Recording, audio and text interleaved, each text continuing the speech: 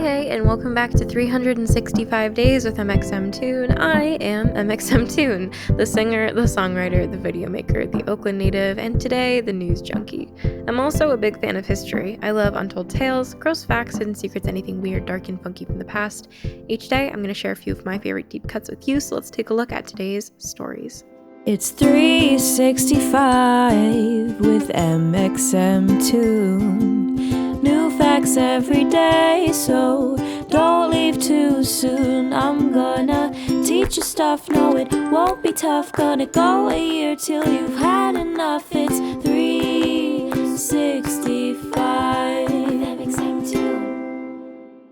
Today, in 1981, the New York Times published their longest ever sentence. It clocked in at 1,286 words. The sentence was the direct quote of a high school student. The interviewer asked the student what he'd been learning at school, and he answered with over 1,200 words. That's over 10 minutes of speaking. Apparently, a lot of the words were, and Hey, it's okay. It happens to the best of us. Let's reverse and talk about the beginnings of the so-called Gray Lady. The New York Times was founded in 1851 as the New York Daily Times. Henry Jarvis Raymond, a journalist and politician, and George Jones, a banker, founded it together. The earliest editions were sold for 1 penny, which is still only about 30 cents today. The paper's first mission statement read, "We shall be conservative in all cases where we think conservatism essential to the public good, and we shall be radical in everything which may seem to us to require radical treatment and radical reform. We do not believe that everything in society is either exactly right or exactly wrong. What is good we desire to preserve and improve. What is evil to exterminate and reform." The paper shortened its name to the New York Times in 1857. Over the next century, there were a number of influential events that affected the paper. During the New York City draft riots, which were riots in protest of the draft announcement by the Union Army in 1863, the New York Times building was attacked. In the early 1870s, the paper gained a larger audience by writing a series of exposures on William Boss Tweed, the city's leader of the Democratic Party. The articles became known as Tammany Hall, after the party headquarters, and the articles helped end Boss Tweed's years-long control of the city legislature. It came out later that he'd offered the paper $5 million to not publish the articles. After this long-running scandal, the paper shifted its political focus during the rest of the 19th century, shifting from supporting Republican candidates to being politically partisan and trying to report all political issues from a neutral viewpoint. After founder George Jones died in 1891, the paper's editors fundraised to buy the paper and control it financially themselves. Unfortunately, the editors were not as good at financing as they were at editing the paper, and it quickly fell into dire financial straits, at one point losing $1,000 per day.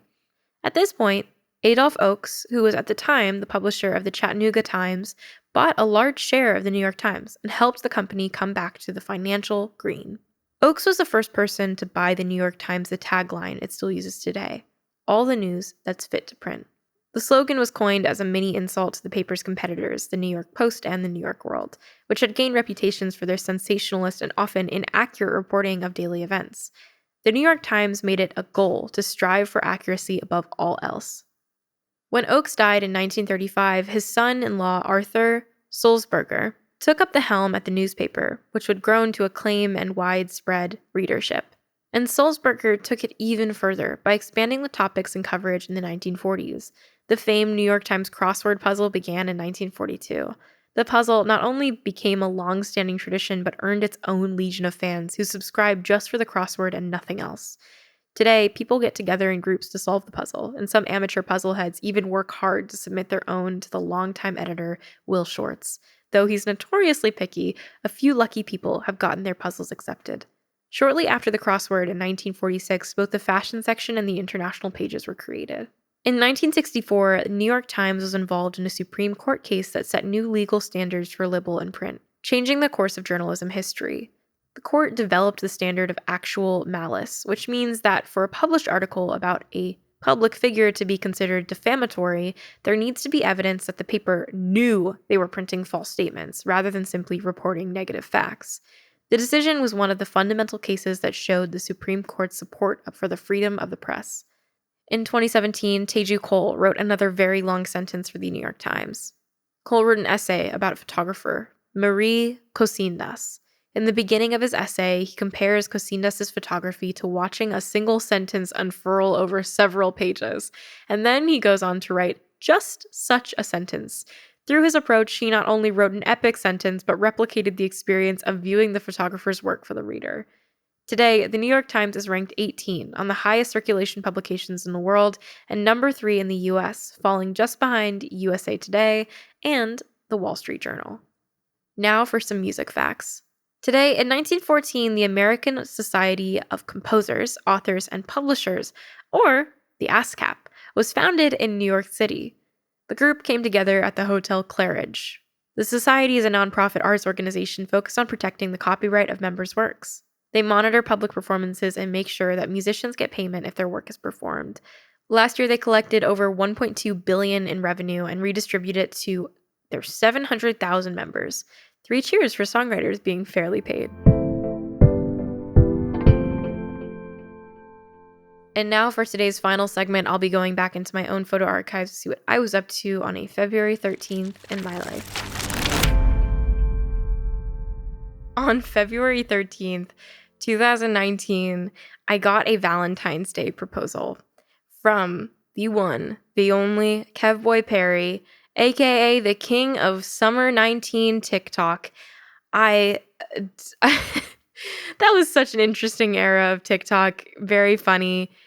I think about it sometimes and I'm like, why do I have such a history of like fake romances or whatever with people on the internet? First off, Kevboy Perry, then George Not Found. Who will it be for 2021? I guess we'll have to find out. Hopefully it's a woman this time. I don't know if my boyfriend will be happy about that, but you know what? It'll be fine.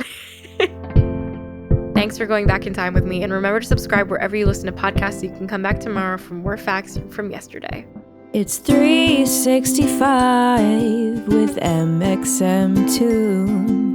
New facts every day, so don't leave too soon. I'm gonna teach you stuff, no it won't be tough. Gonna go a year till you've had enough. It's